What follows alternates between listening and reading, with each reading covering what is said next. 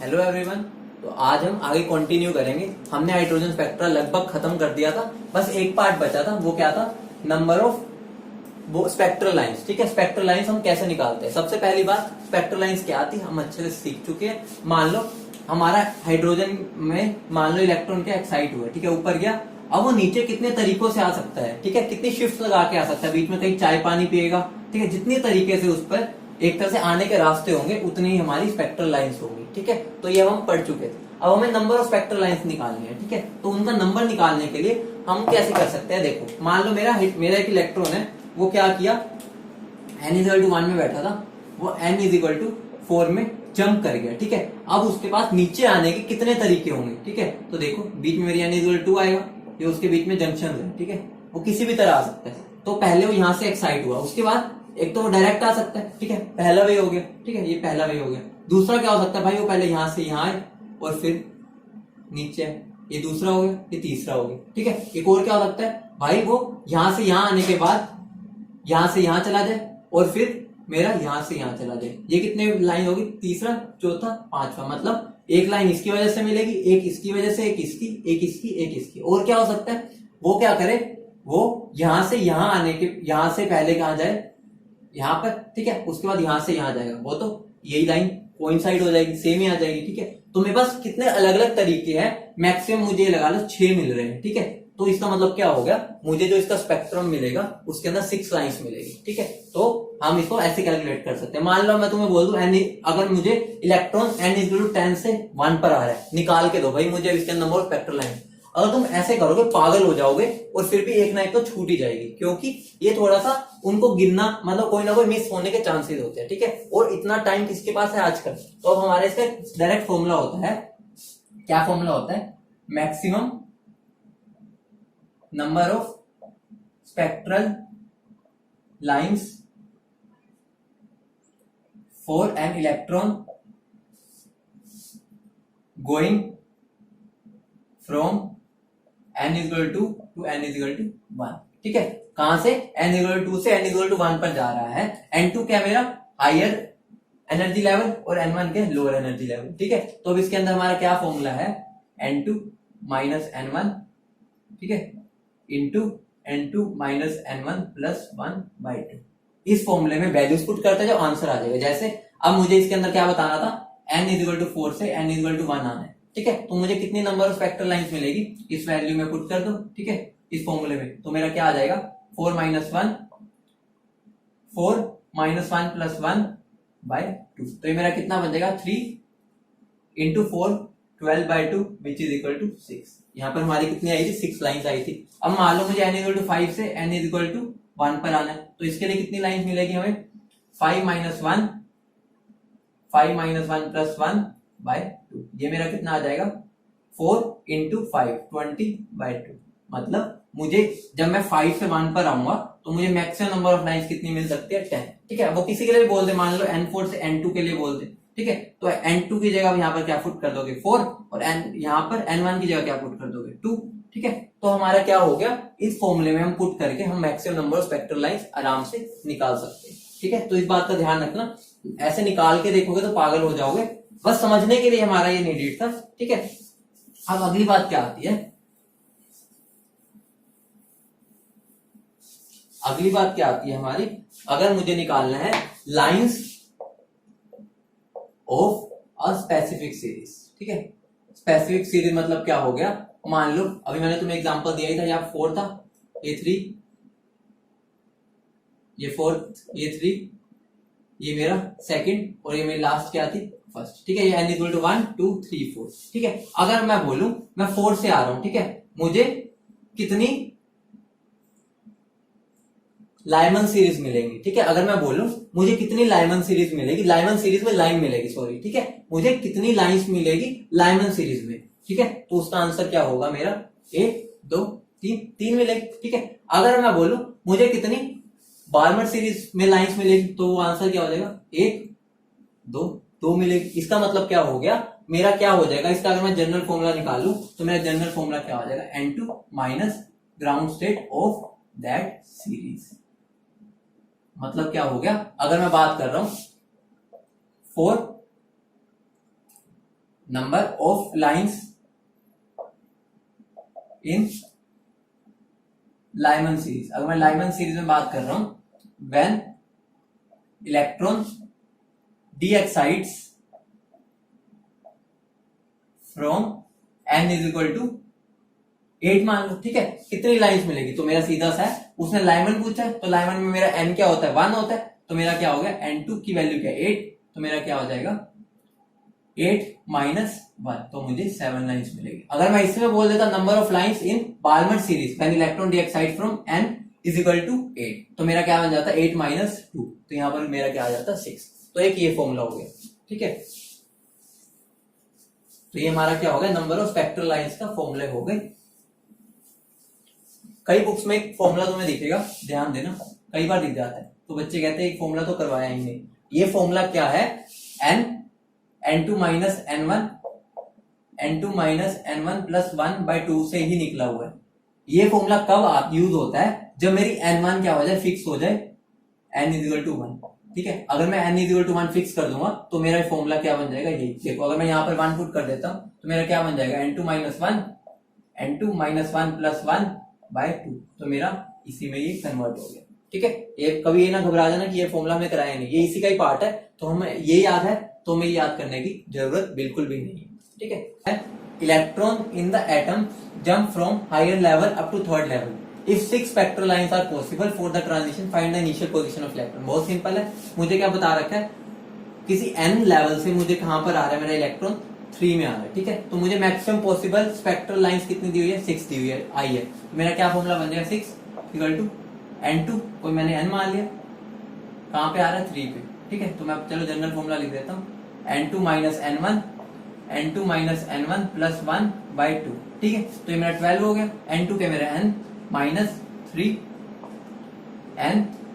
3 plus 1 minus 2, ठीक है। तो ये मेरा क्या बन जाएगा, 12 is equal to n square, इसको सोल्व कर लेना, क्या बनेगा माइनस 5n प्लस 6, तो ये मेरा क्या बन जाएगा n square minus 5n minus 6 is equal to 0, तो n स्क्वायर क्या बन जाएगा, तो मेरा इसको अगर सोल्व करेंगे तो क्या आ जाएगा, n minus 6n plus n minus 6 equal to 0, ठीक है। तो ये मेरा क्या बन जाएगा, n क्या बन जाएगा, n minus 6 plus 1 n minus 6 equal to 0, तो n क्या मेरा आ गया 6, या n is equal to minus 1 तो पॉसिबल ही नहीं है, नंबर -1 तो हो ही नहीं सकता, शुरू ही 1 से होता है, तो n की वैल्यू क्या आ गई मेरी 6, तो मतलब क्या हो गया, मेरी n की वैल्यू क्या थी 6, ठीक है। तो ऐसे कर सकते हैं, ये वाला पार्ट हो गया। अब हमारा क्या,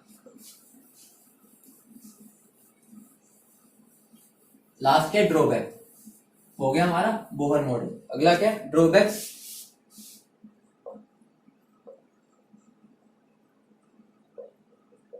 इसके ड्रॉबैक्स ऑफ बोहर्स मॉडल, ठीक है। हमारा दी एंड होने वाला बोहर्स मॉडल, ठीक है। सबसे पहली ड्रॉबैक क्या है इसकी,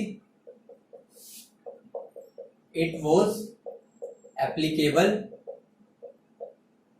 only for unique electron species. मतलब क्या हो गया, ये बस स्पीशीज, यूनि इलेक्ट्रॉन स्पीशीज के लिए, मतलब कि that is it was not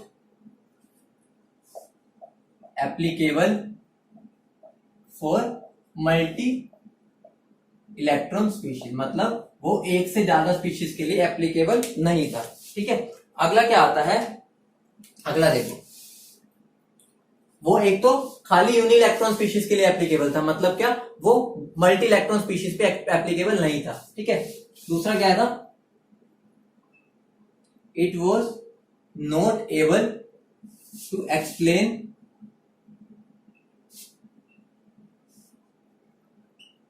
the splitting of lines under electric field, ठीक है। अभी बताता हूं, इसको हम क्या बोलते हैं, स्टार्क्स इफेक्ट, ठीक है, एंड मैग्नेटिक फील्ड,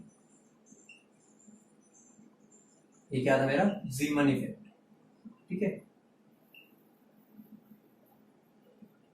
तो ये क्या बोल रहा है कि हमारा जो ये था ना, हमारा जो बोहर मॉडल था वो एक्सप्लेन नहीं कर पा रहा था स्प्लिटिंग को, ठीक है, किसकी स्प्लिटिंग को, जो हमारी लाइंस बनी है ना, ये देखो अभी हमारी जो लाइंस हमने बनाई थी, याद करो हम लोग जो लाइंस बना रहे हैं, अगर मैं इन पर इलेक्ट्रिक या मैग्नेटिक फील्ड अप्लाई कर देता हूं तो हम क्या देखते हैं, ये फर्दर स्प्लिट हो जाती है।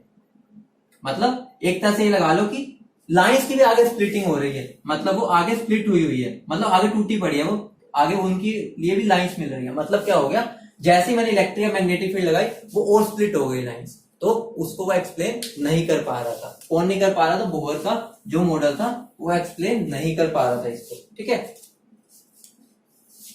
अगला क्या था, the model was not in accordance to de Broglie's and हीजनबर्ग्स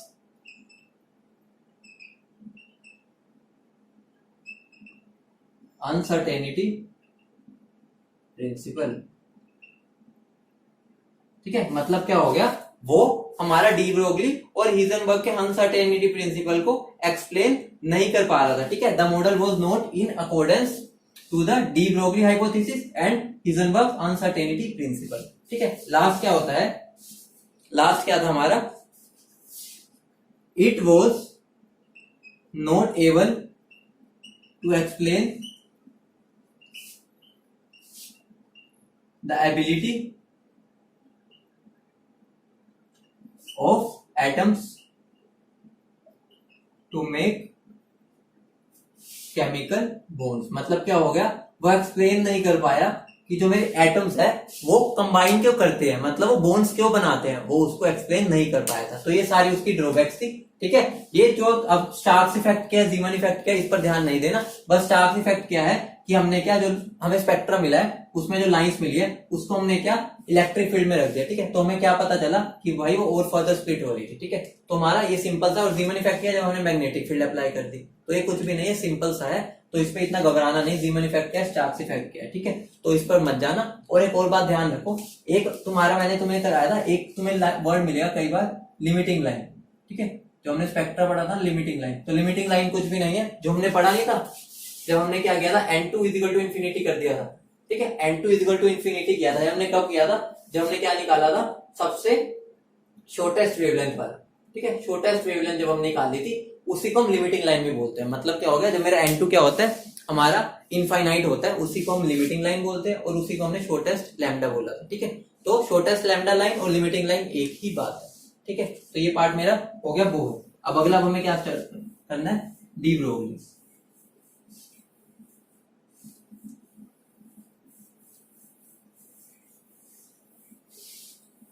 तो डी ब्रोगली हाइपोथेसिस है, वो क्या कहता है, देखो डी ब्रोगली कंसेप्ट लिख लो, या हाइपोथेसिस एक ही बात है, ठीक है। डी ब्रोगली कंसेप्ट, ठीक है।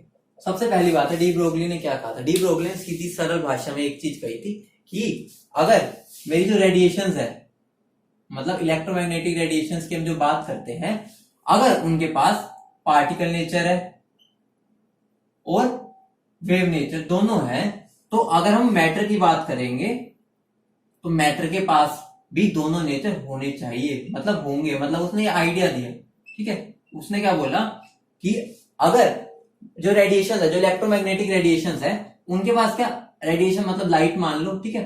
लाइट के पास अगर पार्टिकल और वेव नेचर दोनों है तो मैटर के पास भी हो सकते हैं। तो एक बार चेक कर लेते हैं। तो डी ब्रोगली कंसेप्ट कुछ नहीं था, उसने बस क्या एक तरह से बस कंसेप्ट सोचा, वैसे ही सोचा कि भाई अगर लाइट है वो पार्टिकल नेचर भी शो कर रहे हैं, वेव भी, तो जो मैटर है, मतलब कि मैटर पार्टिकल नेचर जो होता है, वो जो मैटर होते हैं सारे, उनका पार्टिकल नेचर तो हम मानते हैं, उनका वेव नेचर भी होना चाहिए। तो उसने बस ये वाला आइडिया दिया था, ठीक है।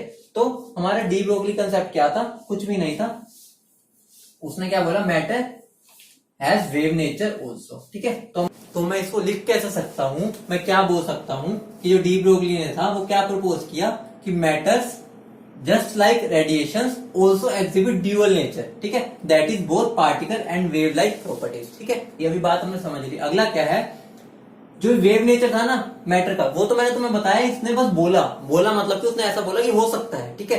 बाकी उसको जो प्रूव किया था वो प्रूव किया था डेविसन जर्मन एक्सपेरिमेंट है, ठीक है। वो एक्सपेरिमेंट क्या था, वो हमारा क्या था, डाइफ्रैक्शन पे बेस्ड था, ठीक है। डाइफ्रैक्शन क्या होता है वो मैंने तुम्हें बता ही रखा है, तुम फिजिक्स में पढ़ोगे तो टेंशन नहीं लेनी, बस ये तुम्हें पता होना चाहिए जो डाइफ्रैक्शन होता है वो कौन सी प्रॉपर्टी को प्रूव करता है, वो वेव प्रॉपर्टी को शो करता है। जैसे तुम्हें मैंने बताया ही था, इंटरफेरेंस को प्रूव कर पा रहा था मैक्सवेल का जो पूरी थ्योरी थी, ठीक है। इंटरफेरेंस, डाइफ्रैक्शन, रिफ्लेक्शन, रिफ्रैक्शन, वो सारे तभी वो प्रूव कर पा रहा था क्योंकि उनका वेव नेचर था, ठीक है। अगर अब मैं इलेक्ट्रॉन लेता हूं, ठीक है, अगर इलेक्ट्रॉन ने मुझे डाइफ्रैक्शन पैटर्न शो कर दिया, इसका मतलब क्या हो गया, इलेक्ट्रॉन के पास भी वेव नेचर है, तो उसने यही चीज प्रूव करनी चाहिए, ठीक है। मैंने इलेक्ट्रॉन बीम ली, ठीक है, मैंने इलेक्ट्रॉन बीम को, एक स्लिट होती है, ठीक है, स्लिट मतलब क्या हो गया, इतना सा स्पेस होता है, मतलब बिल्कुल उसमें से एक ही निकल पाए, ठीक है।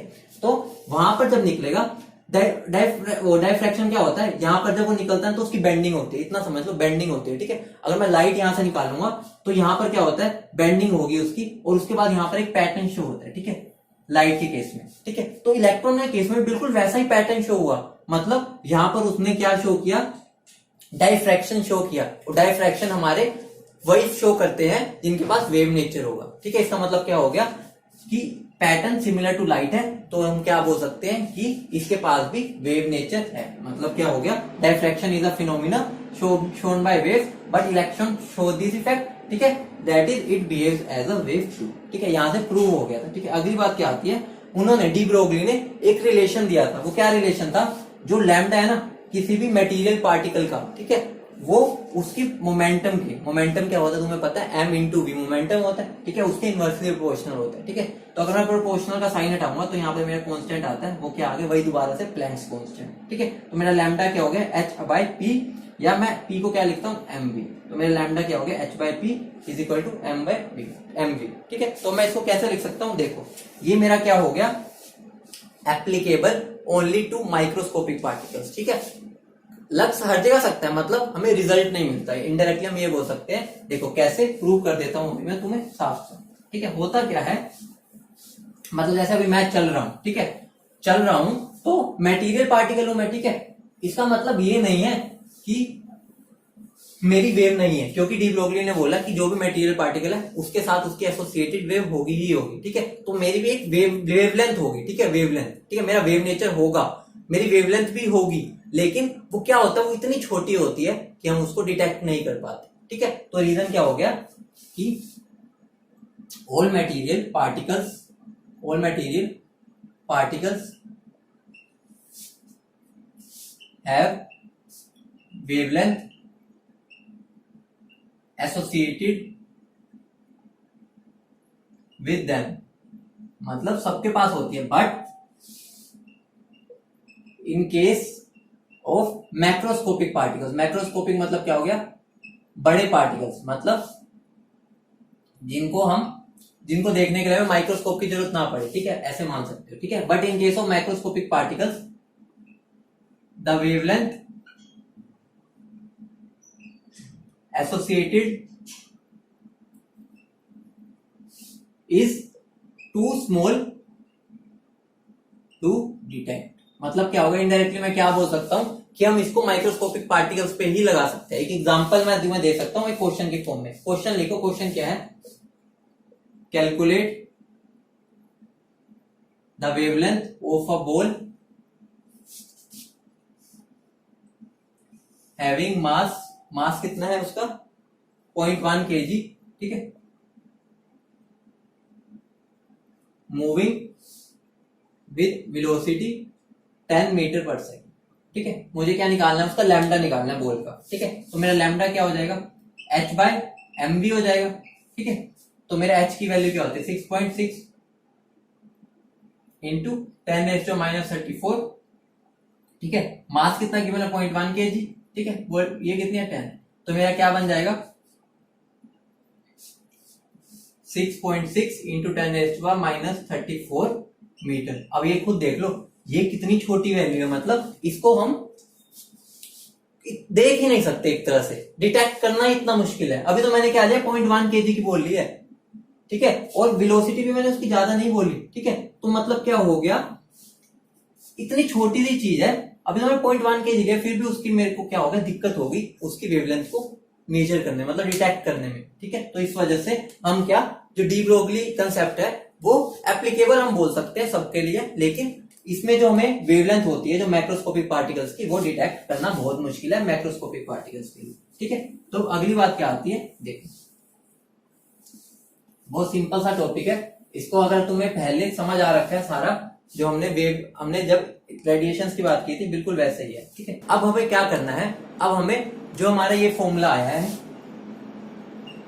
ठीक है, इसको आगे और कन्वर्ट करना है। ठीक है, कहां हम उसे कैसे कैसे कन्वर्ट कर सकते हैं। देखो तुम मुझे एक बात बताओ, काइनेटिक एनर्जी क्या होता है मेरा, हाफ mv²। ठीक है, ये होता है। अगर मैं क्या करूं, इसको m को m से मल्टीप्लाई और डिवाइड कर दूं, ठीक है, कर सकता हूं, ऊपर नीचे डिवाइड कर सकता हूं। ठीक है, क्योंकि ये तो मेरा 1 नहीं होगा, तो मेरा क्या बन जाएगा, ये हाफ m v का होल स्क्वायर लिख सकता हूं। अगर मैं m को इधर ले जाऊंगा तो m² हो गया, और ये v² है, तो मैं ऐसे लिख सकता हूं बाय m। तो मेरा क्या बन जाएगा, mv क्या है मेरा, p होता है, तुम्हें पता ही है, तो मेरा क्या बन गया, p² बाय 2m। तो मेरा क्या बन गया, काइनेटिक एनर्जी जो होती है वो मेरा p² बाय 2m होता है। तो मेरा मोमेंटम क्या हो गया, √2m k। काइनेटिक एनर्जी को मैं k बोल रहा हूं। ठीक है, ठीक है, तो मेरा क्या बन गया, ये बन गया। तो अब मैं इसकी क्या कर दूंगा, value, putting value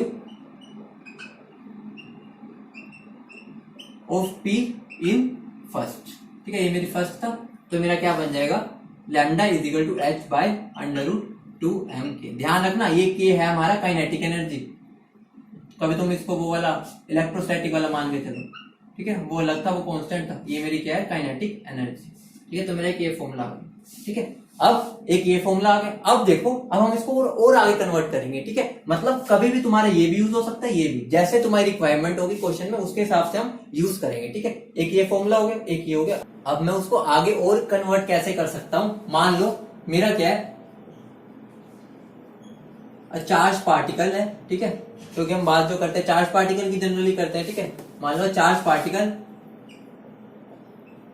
is accelerated from rest पे था। ठीक है, by applying a voltage v। ठीक है, मेरा चार्ज पार्टिकल था, बेचारा बैठा था आराम से, उसको मैंने क्या एक्सेलरेट कर दिया। ठीक है, किसके हेल्प से, एक पोटेंशियल लगा दिया। ठीक है, तो अब देखो, पहले मेरा रेस्ट पे था तो v 0 था। ठीक है, अब मेरा क्या, वो मूव करने लग गया, तो उसकी मेरा जो वेलोसिटी क्या हो जाएगी, v। ठीक है, तो यहाँ पर अगर मैं उसकी काइनेटिक एनर्जी निकालूंगा तो मेरी क्या हो जाएगी, 0, और यहाँ पर काइनेटिक एनर्जी क्या हो जाएगी, हाफ mv²। ठीक है, तो अब हमारा क्या हो गया, मैं क्या बोल सकता हूँ, according to work energy theorem, मैं तुम्हें समझा रखी है क्या होती है वो।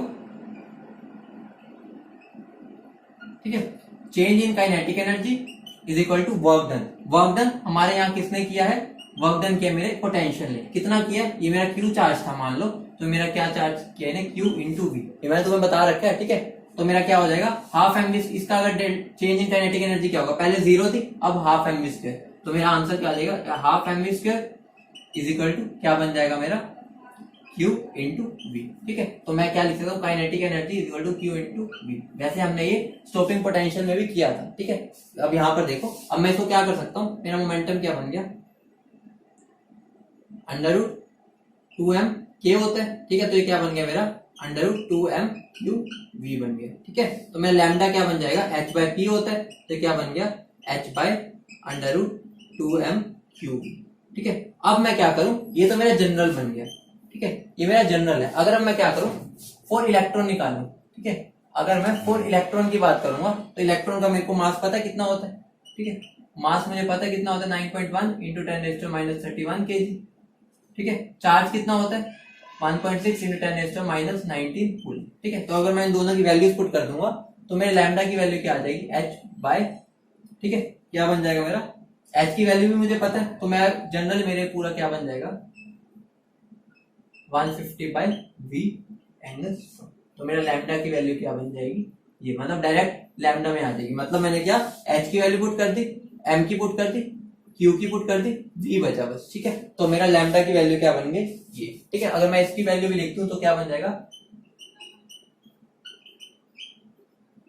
लैम्डा की वैल्यू आ गई, और सोल्व कर दिया। ठीक है, अगर मैं इलेक्ट्रॉन की बात कर रहा हूँ तब बस। ठीक है, जनरली वो इलेक्ट्रॉन का ही पूछता है, तो हमारा डायरेक्ट ये फॉर्मूला यूज हो जाता है, क्योंकि ये वैल्यूज तो हमें पता ही है, तो हमने उसको पहले ही सोल्व करके यहाँ पुट कर दिया। ठीक है, लेकिन ये लैम्डा मेरा एंगस्ट्रॉम में है, ये बात को तुम्हें ध्यान रखना है। ठीक है, तो ये मेरा हो गया पूरा, क्या हो गया, डी ब्रोगली का। अब इस पर एक क्वेश्चन करते हैं। ठीक है, क्वेश्चन बहुत सिंपल आते हैं, बस तुम्हें समझना है। ठीक है, ध्यान से समझना है, फॉर्मूला सिंपल से यूज होते हैं। क्वेश्चन क्या है, if the kinetic energy of a proton is increased by 9 times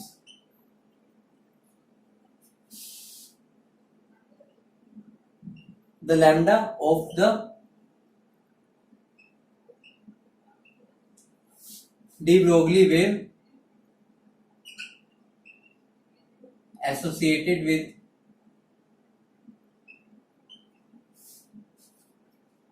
it would be।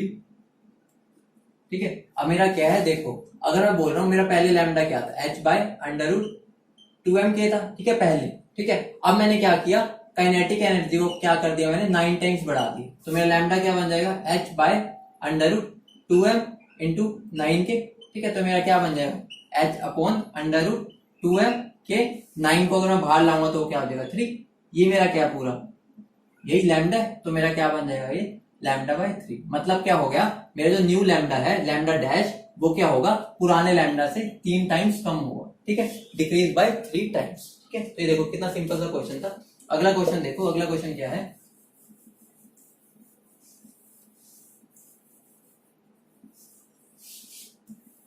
अगला क्वेश्चन है, an electron, proton and alpha particle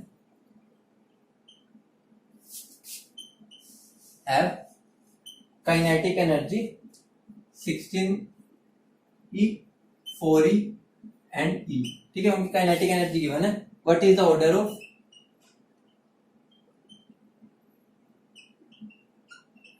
D Broglie's wavelength. ठीक है, what is the order of D Broglie's wavelength. ठीक है, तो अब देखो कैसे होगा, इलेक्ट्रॉन, प्रोटॉन और अल्फा पार्टिकल। ठीक है, इसका मास क्या होता है मेरा, मान लो ई होता है। ठीक है, इसका मास कितना होता है, इसका 1890 लगभग इसके मास के इतना होता है कि अगर ये एम है तो ये 1890 होता है। ठीक है, एम ये मेरा क्या होता है, 4 times of mass of proton होता है, तो मैं क्या लिख सकता हूँ 4 इंटू 1890 एम। ठीक है, ये लिख सकता हूँ। ठीक है, अब मुझे क्या काइनेटिक एनर्जी भी गिवन है, 16 ही है, 4 ही है और ये ई है। ठीक है, तो मेरा लैम्डा क्या हो जाएगा, h upon under root 2m के। ठीक है, तो मेरा क्या हो गया, h लैम्डा जो हो गया मेरा वो किसके डायरेक्टली प्रोपोर्शनल हो गया 1 बाय अंडर रूट एम के। ठीक है, निकालने की जरूरत नहीं है, बस ऑर्डर पूछा है। तो जिसका एम के की वैल्यू ज्यादा उसका लैम्डा कम। अब यहाँ पर देख लो, सबसे ज्यादा मेरी एम के की वैल्यू क्या आएगी, किस केस में आएगी, किसके केस में क्या आएगी मेरी 16 एम ई आएगी। ठीक है, ये आएगी। ठीक है, इसके केस में मेरा क्या आएगा 4 इंटू 1890 एम ई इंटू ई, ये आएगा। ठीक है, इसके केस में मेरा क्या आएगा 4 into 1890 into M E into E. तो सबसे ज्यादा हमारा किस केस में आ रहा है, इसमें, फिर इसमें, फिर इसमें। मतलब क्या होगा, मेरा ऑर्डर क्या हो जाएगा, सबसे ज्यादा मेरा क्या होगा इलेक्ट्रॉन का लैम्डा, फिर उसके बाद प्रोटॉन और उसके बाद अल्फा पार्टिकल। ठीक है, तो मेरे पास क्या आ जाएगा, लैम्डा का ऑर्डर आ जाएगा, डी ब्रोगली वेवलेंथ का ऑर्डर आ जाएगा। ठीक है, अब अगला क्या है, एक क्वेश्चन और लिख लो।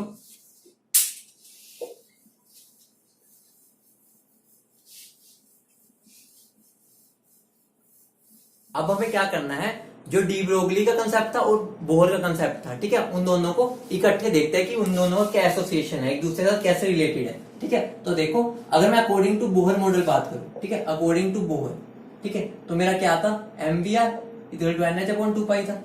ठीक है, तो अगर मैं क्या करूं 2 पाई को इधर ले आऊं और एम वी को उधर ले जाऊं, ठीक है, तो मेरा ये बन जाएगा, तो ये बन गई मेरी इक्वेशन 1। ठीक है, अगला मेरा क्या है, अकॉर्डिंग टू अगर मैं बात करूं डी ब्रोगली, ठीक है, अकॉर्डिंग टू डी ब्रोगली बात करूं तो मेरा क्या होगा, लैम्डा क्या होता है एच अपॉन एम वी होता है। ठीक है, एच अपॉन एम वी होता है। अब देखो H by M V, H by M V, तो मैं इसकी जगह पर लैम्डा लिख सकता हूं, तो मेरा क्या बन जाएगा फ्रॉम फर्स्ट 2 पाई आर मेरा क्या बन गया, एन इंटू लैम्डा। ठीक है, तो ये मेरा क्या था, ये मेरा एक रिलेशन आया था। मतलब अगर मैं बोहर कंसेप्ट और डी ब्रोगली कंसेप्ट को क्या मर्ज करने की कोशिश करूं तो मैं क्या बोल सकता हूँ, 2 pi r is equal to n lambda. ठीक है, अब अगर मैं बात करूं बोहर के अकॉर्डिंग क्या था, अकॉर्डिंग टू बोहर इलेक्ट्रॉन क्या है, इलेक्ट्रॉन का क्या मेरा पार्टिकल नेचर है। ठीक है, लेकिन क्या हो गया, अकॉर्डिंग टू डी ब्रोगली बात करूं अगर मैं, अकॉर्डिंग टू डी ब्रोगली, अगर मैं डी ब्रोगली के अकॉर्डिंग बात करूंगा तो क्या बोलेगा, उसने क्या बोला, इट्स वेव नेचर डोमिनेट्स। मतलब उसने क्या बोला, वहां पर होगा उस पर दोनों, लेकिन उसका वेव नेचर है वो डोमिनेटिंग होगा वहां पर। ठीक है, जब वो वहां पर घूम रहा है, मतलब क्या, जब वो इलेक्ट्रॉन ऐसे घूम रहा है, बोहर के अकॉर्डिंग था वो ऐसे घूम रहा है। ठीक है, और उसके अकॉर्डिंग क्या था, वो ऐसे वेव की तरह।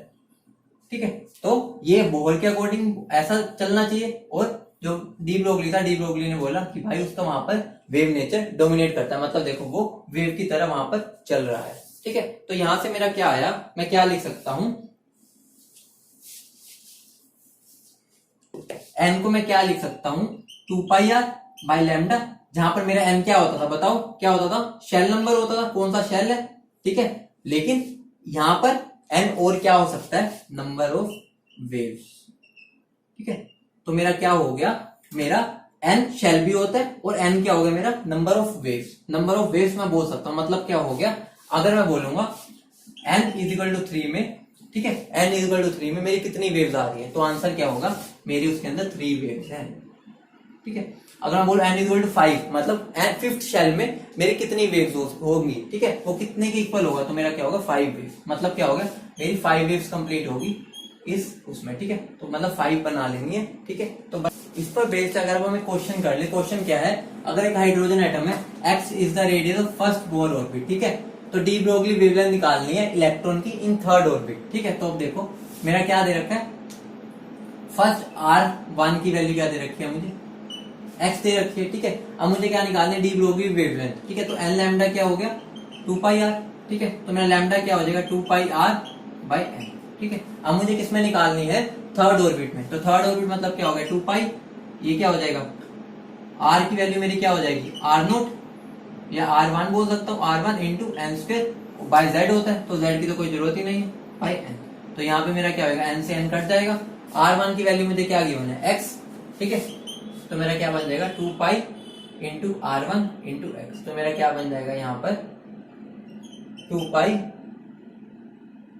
r की वैल्यू तो x है, तो क्या हो जाएगा 2 पाई R1 क्या हो जाएगा मेरा x, और n की वैल्यू क्या मुझे गिवन है 3, तो क्या बन जाएगा मेरा 6 पाई x, तो मेरा आंसर क्या हो जाएगा B। ठीक है, तो इसके क्वेश्चंस ऐसे करने हैं। ठीक है, अब अगला टॉपिक जो हमें पढ़ना है वो क्या नाम है, हीजनबर्ग्स अनसर्टेनिटी प्रिंसिपल।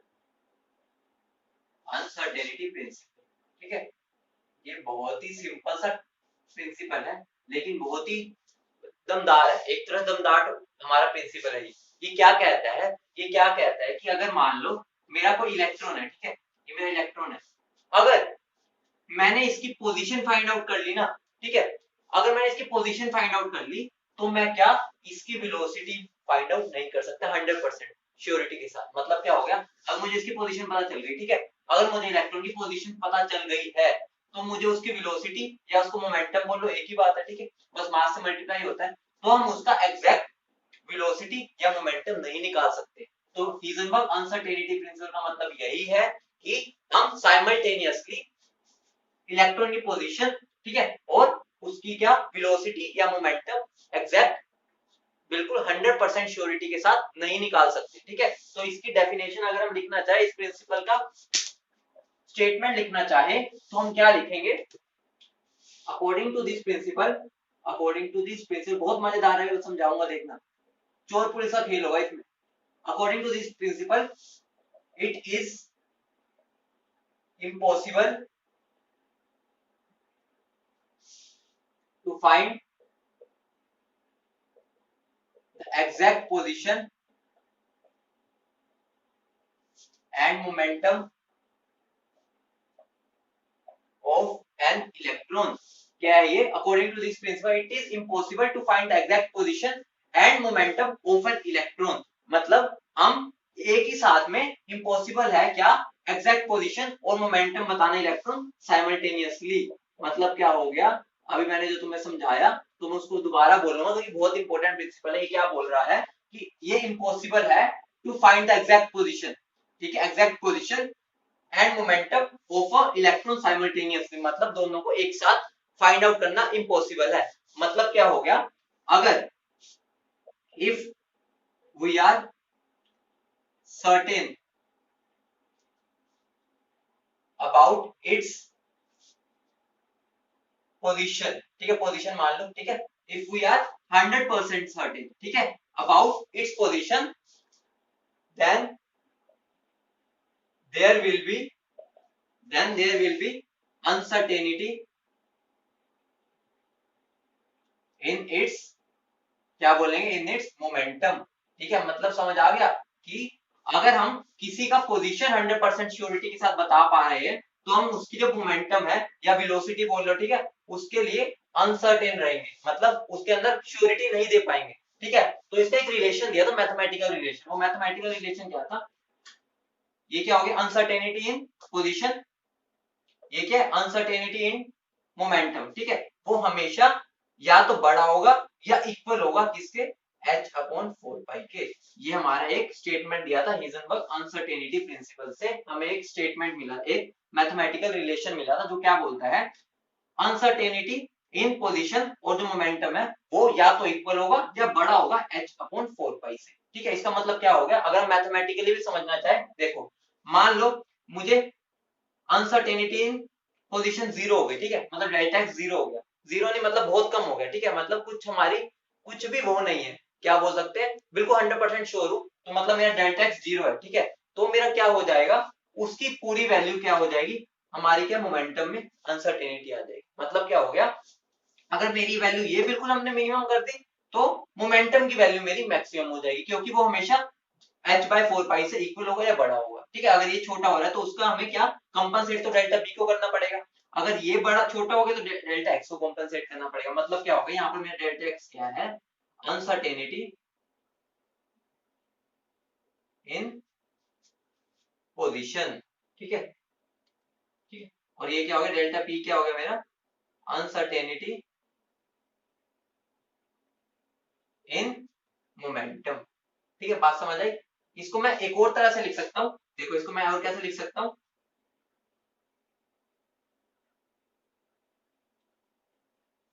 ऐसे लिख सकता हूँ। तो अगर ये मेरा m नीचे चला जाए इसके, तो मेरा क्या बन जाएगा, delta x dot delta we, वो मेरे किसके इक्वल हो जाएगा, इसके, ठीक है। तो मेरे दो रिलेशन आ गए, ठीक है। और एक और रिलेशन होता है जो कि बहुत इंपॉर्टेंट है, इंपॉर्टेंट कैसे है, हम क्या लिख सकते हैं, delta E dot delta T, ठीक है, इज इक्वल टू और लेस देन h अपॉन 4 पाई, ठीक है। ये तीसरा रिलेशन। अब बात आ रही है सर ये रिलेशन कैसे आया, ठीक है, ये रिलेशन आता है तो मैं समझा देता हूँ कैसे आता है, ठीक है। देखो अगर मैं इन दोनों की यूनिट निकाल लूं, ठीक है, यूनिट निकाल लूं, वो मेरी किसके इक्वल आएगी तुम्हें पता है, अगर हम तुमने ये चीज पढ़ी होगी, ठीक है, हमारे राइट हैंड साइड और लेफ्ट हैंड साइड के डायमेंशन सेम होने चाहिए, ठीक है, तभी हम उन्हें इक्वेट कर सकते हैं, ठीक है। इसके डायमेंशन के इक्वल होंगे, मतलब क्या होगा, इन दोनों का डायमेंशन मल्टीप्लाई करेंगे जब, वो इसके डायमेंशन के h के इक्वल आएगा, और ये तो हमारा वैसे ही कांस्टेंट है। तो देखो मेरा इसकी अगर मैं h की देखूं, h का मेरा क्या होता है, जूल सेकंड होता है, ठीक है, जूल सेकंड होता है h का। तो मुझे अगर कभी एग्जाम में आ जाए इन चारों में से कौन कौन सा पॉसिबल है अनसर्टेनिटी प्रिंसिपल के हिसाब से, कौन कौन से रिलेशन, ठीक है, ये तो तुमने देख लिया, ये भी देख लिया, ये भी देख लिया। अगर बाय चांस कोई दे देता है तो तुम्हें बस क्या करना है, जो यहाँ पर गिवन है उसका देख लेना है, जूल सेकंड तुम्हें उसका यूनिट मिल रहा है या नहीं मिल रहा। अब इसका देख लो, इसका क्या होता है जूल, इसका क्या होता है सेकंड, इस वजह से हम इसको इसमें कन्वर्ट कर पाए, ठीक है। रीजन क्या है हमारा, क्या यहाँ पर उसके जो यूनिट आ रही है या डायमेंशन बोल लो, ठीक है, यूनिट वो इसके सेम आनी चाहिए, जूल सेकंड के h के, तभी हम दोनों को इक्वेट कर सकते हैं। ये तो तुम्हें अच्छे से ही पता है, ठीक है। तो अब ये बात आ गई, बहुत इंपॉर्टेंट थी, तो ये तुमने समझ ली। अब बात आती है, अब हमें क्या समझना है कि इसका फिजिकल सिग्निफिकेंस क्या है। सर आपने बता तो दिया ये सारा कुछ जो उसने बोला, अब इसका फिजिकल सिग्निफिकेंस क्या है, ठीक है, आज समझते हैं, बहुत मजा आएगा, ठीक है। ये मेरा इलेक्ट्रॉन है, ठीक है, एटम के अंदर बैठा है, आराम से मजे से बैठा है। अब मुझे इसको ढूंढना है, ठीक है, याद करो अगर मुझे कोई अंधेरे कमरे में जाना है, ठीक है, इलेक्ट्रॉन को ढूंढना है, ठीक है, तो मैं क्या करूंगा, टॉर्च चलाऊं, ठीक है, कोई बंदे को ढूंढना तो मैं टॉर्च में ढूंढूंगा। तो इलेक्ट्रॉन को देखना ऐसा तो है नहीं कि भाई हम आंख से देख लेंगे, कोई ना कोई हम जो इंस्ट्रूमेंट यूज करते हैं उसके अंदर क्या होता है, एक तरह से हम उसके ऊपर लाइट फेंकते हैं, ठीक है। तो क्या हो गया, जब मैं इलेक्ट्रॉन को ढूंढने गया, मैं इस पर कोई ना कोई फोटोन फेंकूंगा या रेडिएशन फेंकूंगा, ठीक है। रेडिएशन मतलब कि भाई लाइट तो जलाऊंगा, मतलब जो इंस्ट्रूमेंट यूज करूंगा वो कुछ लाइट तो उस पर फेंकेगा, तभी हम उसको ढूंढ पाएंगे। तो भाई मैं इलेक्ट्रॉन को देखने के लिए मैंने रेडिएशन फेंकी, ठीक है। और उस रेडिएशन की क्या, जो लैम्डा होना चाहिए, जो वेवलेंथ होनी चाहिए, वो क्या इलेक्ट्रॉन के डायमेंशन से छोटा होना चाहिए, तभी हम उसको देख सकते हैं, ठीक है। तो क्या होता है, लैम्डा जो होना चाहिए वो इलेक्ट्रॉन के डायमेंशन है, मतलब उसके जो साइज है उससे छोटा होना चाहिए, तभी हम इलेक्ट्रॉन को ढूंढ पाएंगे, ठीक है उससे।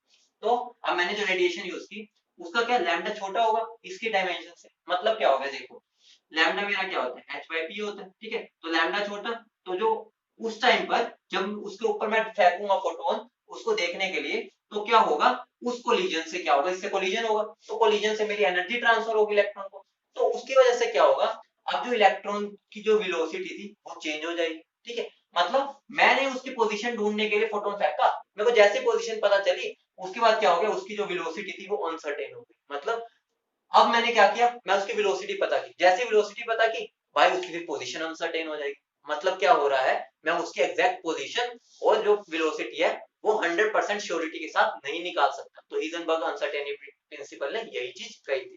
अब बात आती है, देखो इस पर हमें क्वेश्चंस कैसे आते हैं, ठीक है, बहुत सिंपल क्वेश्चन आते हैं। देखो एक सबसे पहली बात, वो कई बार तुम्हें बोल देगा कैसे हम निकाल सकते हैं, सिंपल मैं आइडिया दे रहा हूँ, ठीक है। अगर वो बोल रहा है डेल्टा वी जो है, ठीक है, अगर वो मुझे बोल रहा है, मुझे किसी का वी दे गिवन है, ठीक है, डेल्टा वी मान लो दे रहा है 0.1, तो तुम्हें डायरेक्ट पुट कर देना, सीधी सी बात है, ठीक है। अगर वो बोल रहा है मेरी वी है 10 प्लस माइनस 0.1%, ठीक है, अगर वो ऐसे बोल रहा है, ठीक है, या मैं ये मान लो 10⁻6 प्लस माइनस 0.1%, मैं आइडिया दे रहा हूँ, ठीक है। तो मतलब क्या हो गया, मेरा इसके अंदर डेल्टा वी क्या होगा, 0.1% ऑफ 10⁻6। ये बात ध्यान रखना, अगर वो दे रहा है वी जो है मेरी 10⁻6 प्लस माइनस 0.1 ऐसे दे रहा है, तो इसका मतलब है उसने ये तो वेलोसिटी एग्जैक्ट प्लस माइनस 1, मतलब ये उसमें एरर है, एरर और अनसर्टेनिटी एक ही बात।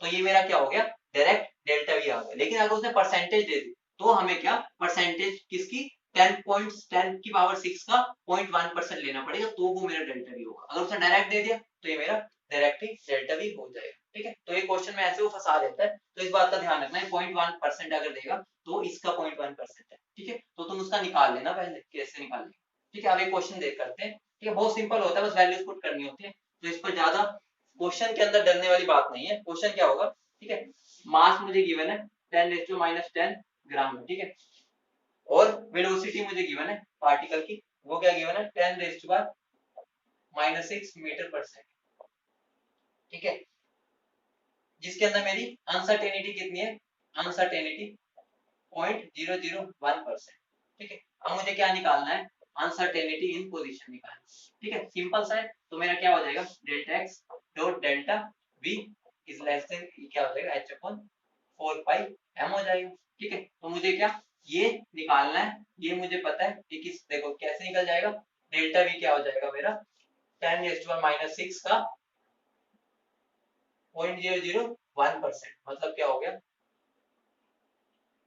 ठीक है, और इसका भी क्या आ जाएगा, तो मेरा क्या बन जाएगा 10⁻⁵ 1 2 3 4 5 माइनस 11 मीटर पर सेकंड, ठीक है। तो मेरा क्या हो जाएगा, delta X into 10⁻⁻11 is equal to h upon 4 pi, mass कितना गिवन 10⁻⁻10, तो इसको याद से केजी में कन्वर्ट कर लेना, ठीक है। अब इसको सोल्व कर लेना, h की वैल्यू पुट कर दो, डेल्टा एक्स निकल जाएगा, ठीक है। ये मेरा क्या मीटर पर सेकंड में ही है, ठीक है। तो यूनिट्स का ध्यान रखना है, बाकी कोई कुछ नहीं है, इसको यहाँ ले जाना, और ध्यान रखना कि जब हम यहाँ पर इसको सोल्व करेंगे तो ये हमारा किस में आएगा, मीटर्स में, ठीक है। ये बात का ध्यान रखना। अब अगली बात क्या आती है इसमें, एक और तरह से वो तुम्हें एक इक्वेशन दे सकता है, ये बात ध्यान रखना, अगर उसने ये लिख दिया, ठीक है, तो ये बात ध्यान रखना, जब भी मैं एच के ऊपर ऐसा क्रॉस लगा देता हूँ ना, वो अपने आप में उसका मतलब होता है एच अपॉन 2, तो इसको भी उन्हीं रिलेशंस के साथ लिख लेना, ठीक है। मतलब कहीं पर भी अगर एच के ऊपर ऐसा क्रॉस लग जाए ना, ऐसा, तो उसका मतलब ही होता है एच अपॉन 2 पाई। तो मतलब अगर मैं इसका लिखूंगा H upon 2 pi into 2m, तो वही आ जाएगा एच अपॉन 4 पाई, ठीक है। तो ये वहीं से आ जाएगा, तो इसका ध्यान रखना, बहुत सिंपल सा था। इन क्वेश्चन को कैसे करना है डील मैंने बता दिया, इसमें कुछ ऐसा महान चीज नहीं है जो तुम्हें दिक्कत आएगी। अब बात आ रही है सर ये माइक्रोस्कोपिक पार्टिकल्स पे लगा सकते हैं, तो मेरा आंसर है कि लगा सकते हैं, ठीक है, लेकिन एप्लीकेबल हो ही नहीं पाता। क्यों नहीं हो पाता? वही बात आ जाती है कि इसके अंदर जो हमारा अनसर्टेनिटी आती है वो हमारी इतनी कम आती है जो हम नेग्लेक्ट ही कर सकते हैं। मतलब क्या हो गया कि हमारी बहुत ही कम अनसर्टेनिटी आती है, ठीक है। एक एग्जांपल के तौर पे तुम्हें दिखाता हूँ कि कैसे हो सकता है, ठीक है। एग्जांपल लिखो, क्वेश्चन मुझे क्या गिवन है, गोल्फ बॉल है जिसका मास है 40 ग्राम, ठीक है, और स्पीड इतनी है, ठीक है। अब हमें क्या बोला है कि speed can be measured with in accuracy of 2%, ठीक है। तो मुझे देखो मास गिवन है कितना, 40 ग्राम, ठीक है, स्पीड गिवन है 45 मीटर पर सेकंड, ठीक है। स्पीड और वेलोसिटी केमिस्ट्री में डिफरेंट चीजें नहीं होती, एक ही होती है, ठीक है। केमिस्ट्री में हम उनको इतना डिफरेंस नहीं मानते, ठीक है। डेल्टा वी मुझे क्या गिवन है, 2% किसका, और 45 हो जाएगा, ठीक है। तो क्या आ जाएगा 2/100 इंटू 45, ठीक है। तो इसको मैं सोल्व करूंगा तो मेरा क्या आ जाएगा 0.9 मीटर पर सेकंड, ठीक है। तो अब अगर मैं निकालना क्या अनसर्टेनिटी इन पोजीशन, तो मुझे डेल्टा एक्स निकालना है, तो मैं डेल्टा एक्स क्या हो जाएगा h अपॉन 4 पाई, और यहाँ पर मास कितना है 40 ग्राम, तो कितना हो जाएगा इंटू 0.04, ठीक है, मैंने केजी में कन्वर्ट कर लिया, इंटू 0.9, ठीक है। अगर मैं इसको सोल्व करूंगा, इसको सोल्व करने पे मुझे क्या मिलेगा 1.46 इंटू 10⁻³ मीटर। देखो मैंने अभी तुम्हें बताया था कि वहां पर ये एप्लीकेबल क्यों नहीं होता, क्योंकि वहां अनसर्टेनिटी इतनी छोटी आती है, हमें उससे कोई फर्क ही नहीं पड़ता, मतलब वो मेजरेबल ही नहीं होती। देखो अब मैंने बोल लिया बस 40 ग्राम की, उसमें देखो अनसर्टेनिटी जो आई है पोजीशन में वो कितनी है 10⁻³ मतलब इतना कम उसके अंदर फर्क आया, मतलब जो एक तरह से लगा लो कि इसको तो मेजर भी नहीं कर सकते इतनी अनसर्टेनिटी को, मतलब मैं यहाँ पर खड़ा हूँ, ठीक है। अब मैंने हल्का सा अपना पैर हिलाया है, ठीक है, तुम्हें पता भी नहीं चला कि मैंने पैर हिलाया, क्यों? क्योंकि वो इतना माइन्यूट चेंज है, मतलब जो एरर आएगा हमारा जो पोजीशन में वो इतना कम है कि मतलब हम उसको नेग्लेक्ट ही कर देते हैं, ठीक है। तो मतलब क्या हो गया, हीजनबर्ग अनसर्टेनिटी प्रिंसिपल भी हम माइक्रोस्कोपिक पार्टिकल्स के लिए ही लेते हैं, क्योंकि यहाँ पर उसका फायदा नहीं हो पाता, क्योंकि उसके अंदर क्या होता है इतना चेंज ही नहीं आता। देखो मैंने यहाँ पर प्रूफ भी कर दिया।